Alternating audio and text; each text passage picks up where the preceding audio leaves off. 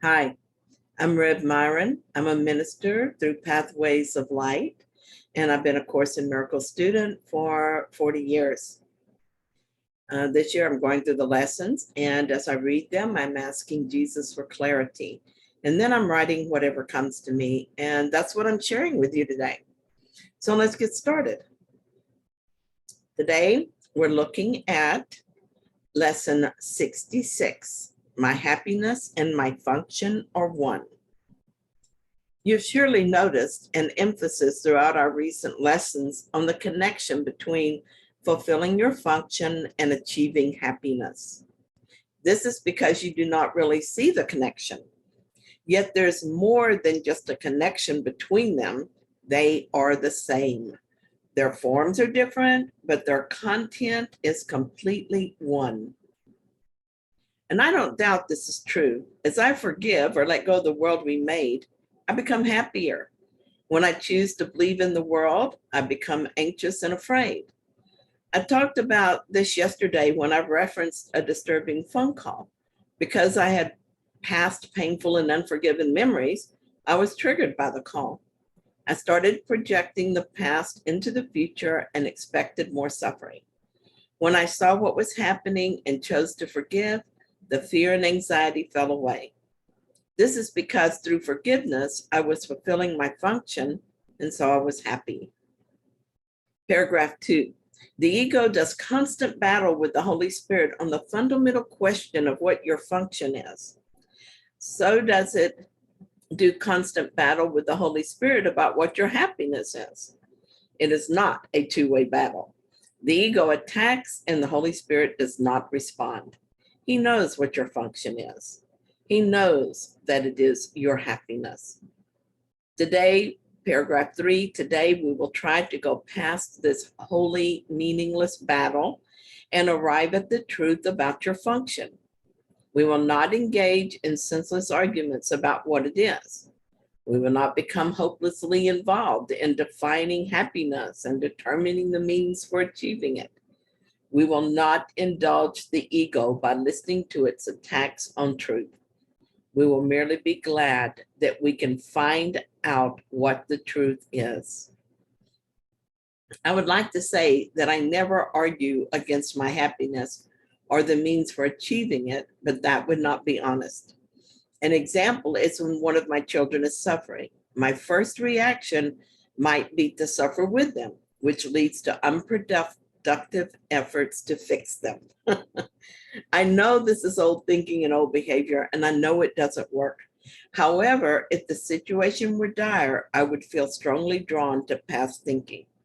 Still, I would choose again as soon as I could because I know better now what works and what does not.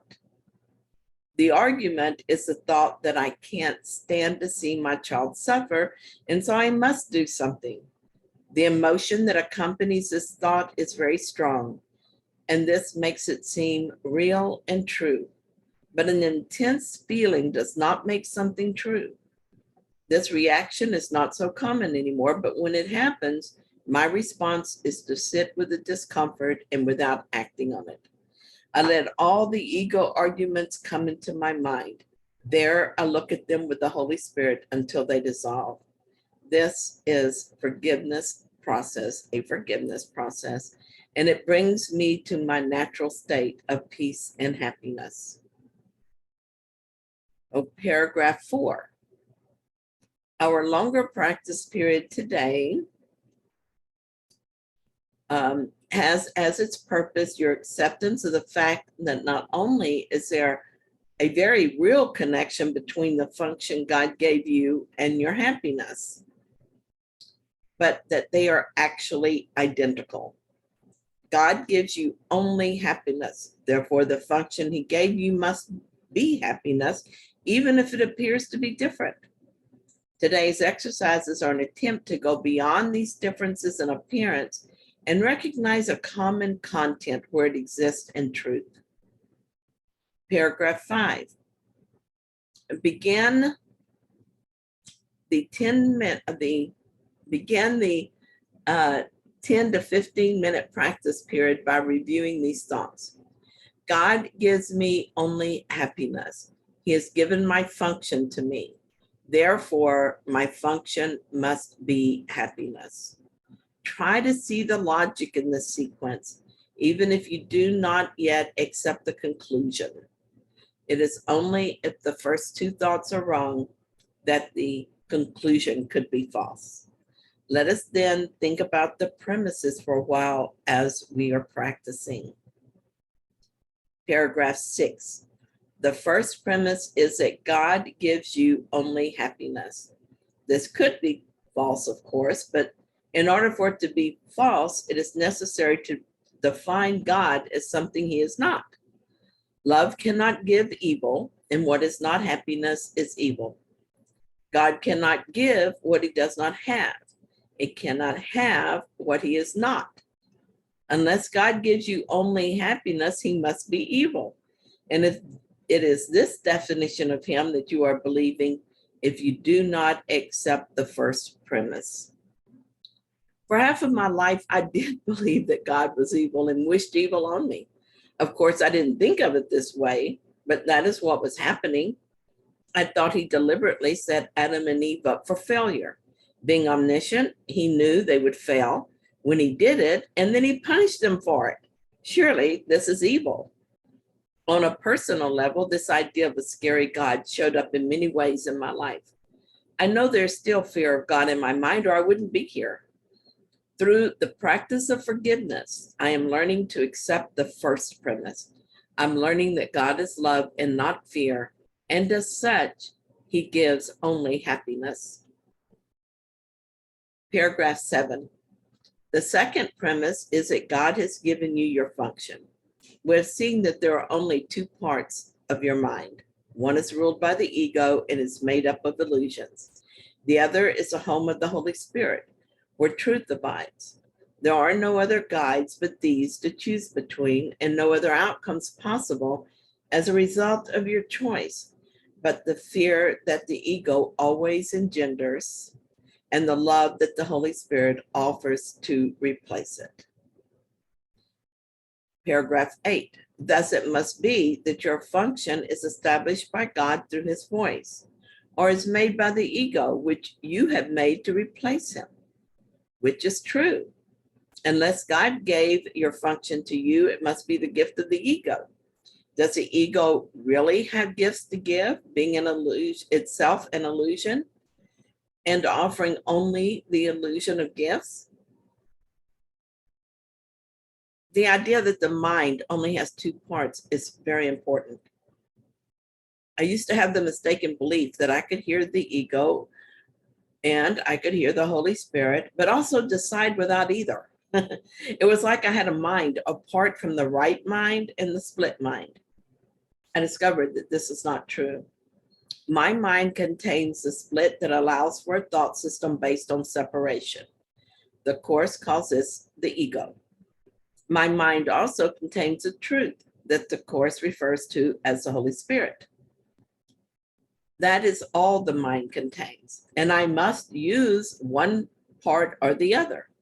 The ego mind engenders fear, and the holy mind replaces fear with love. We have a function. The only question is, who gave us our function? Jesus says that our function was given to us by God. If not by God, then it must have come from the ego. Since the ego is an illusion, then all it can give is illusion.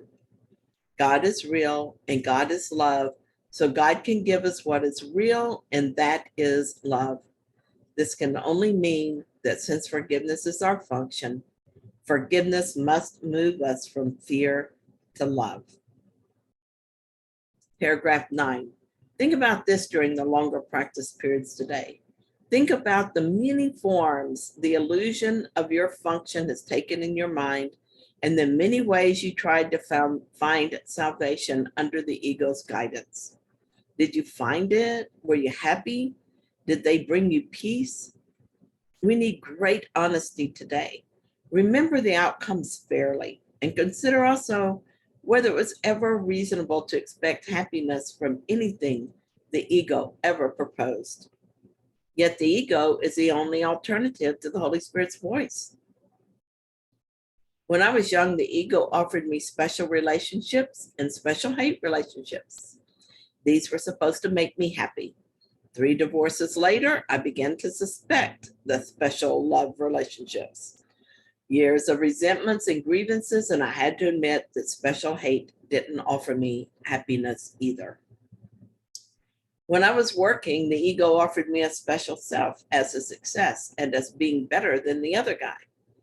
It felt like winning at first, but it was fraught with fear because what can be won can be lost.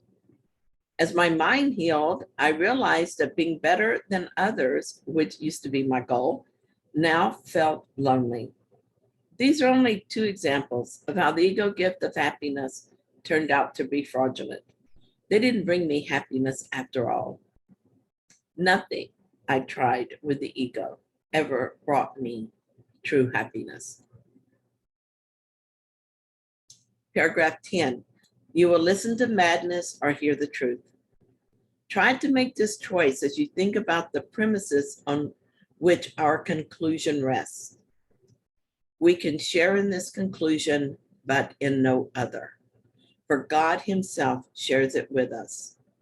Today's idea is another giant stride in the perception of the same as the same and the different as different. On one side stands all illusions. All truth stands on the other. Let us try today to realize that only the truth is true. In the shorter practice periods, which would be most helpful today, if undertaken twice an hour, this form of the application is suggested. My happiness and function are one because God has given me both. It will not take more than a minute and probably less to repeat these words slowly and think about them a little while as you say them. I like how Jesus casually throws in that last sentence, saying that it will only take a minute or less to do the lesson during the day.